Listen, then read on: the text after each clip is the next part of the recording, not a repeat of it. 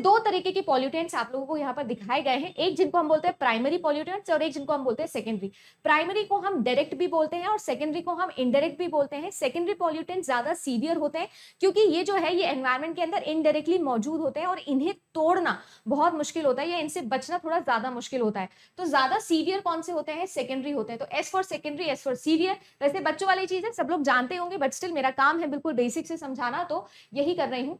Primary pollutant primarily directly environment के अंदर मौजूद होते हैं, ये हार्मफुल होते हैं, बट इनसे कहीं ज्यादा हार्मफुल जो है वो आपके सेकेंडरी होते हैं, जिसमें आपका सल्फर का ट्राई ऑक्साइड आता है, नाइट्रिक हो जाता है, नाइट्रिक एसिड आप लोगों का H2SO4 हो जाता है, ओजोन आप लोगों की आ जाती है, पर्टिकुलेट मैटर्स आप लोगों के आते हैं, हाइड्रोजन पर ऑक्साइड होता है, इसमें से पिछले साल आप लोगों के एग्जाम में क्वेश्चन बना था, है ना, अमोनियम हो जाता है, ये सारी की सारी चीजें हो जाती है। अब देखो ये सभी चीजों की अगर हम लोग बात करें तो आपको VOC भी याद रखना है।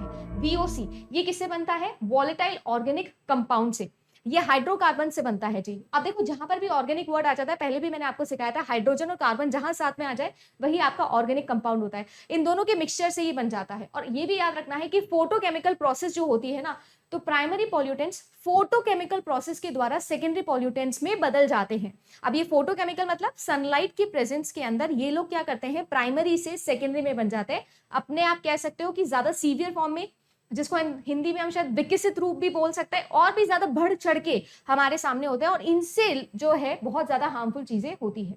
अब अगर रिसोर्सेज की अगर मैं बात करूं तो सबसे ज्यादा इंपॉर्टेंट चीज है एरोप्लेन्स, यानी कि ये जो धुआं निकलता है इनसे हमें कौन कौन से पॉल्यूटेंट्स मिलते हैं, तो कार्बन मोनोऑक्साइड सबसे सीवियर यहाँ पर हो जाता है। इसके अलावा ये जितने भी आपको लेफ्ट हैंड साइड पे दिख रहे हैं सारे के सारे हैं, sulphur dioxide, nitrogen dioxide, particulate matter हो गया, आपका मोनोऑक्साइड हो गया, नाइट्रोजन मोनोऑक्साइड, अमोनिया हो गया आप लोगों का, अमोनिया भी बड़ा सीवियर माना जाता है जी। वॉल्केनो से, वाइल्ड फायर से, इन सब चीजों से निकलता है। एग्रीकल्चर से हो गया, फैक्ट्री से हो गया, व्हीकल एग्जॉस्ट से हो गया, आपका टाउन्स एंड होम से हो गया, ऑफकोर्स इंफ्रास्ट्रक्चर से जो होता है, ठीक है, शिपिंग से आप लोगों का होता है, ठीक है, क्योंकि यहाँ से भी ऑफकोर्स पोल्यूशन तो होता ही है, सारा धुआं जो निकलता है। तो ये जो सारी की सारी चीजें ये डायरेक्ट सोर्स है और इनसे प्राइमरी बनता है। इनका जब सनलाइट के प्रेजेंस में फोटोकेमिकल रिएक्शन हो जाता है तो ये सेकेंडरी पॉल्यूटेंट के अंदर बदल जाते हैं।